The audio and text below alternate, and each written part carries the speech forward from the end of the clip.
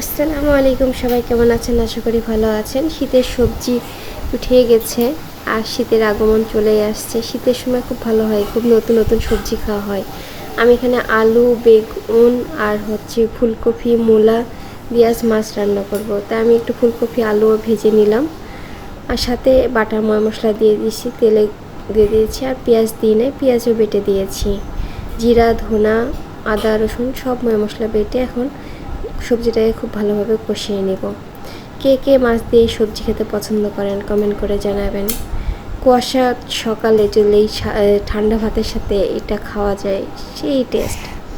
তো কার কার ভালো লেগেছে কমেন্ট করে জানাবেন। আর আমি এই যে ঝোল দিয়ে আমি টমেটো দিয়ে দিয়েছি। টমেটো দিয়ে কিছুক্ষণ নাড়াচাড়া হলে আমি তরকারিটা ঝোলঝোলই ভালো লাগে।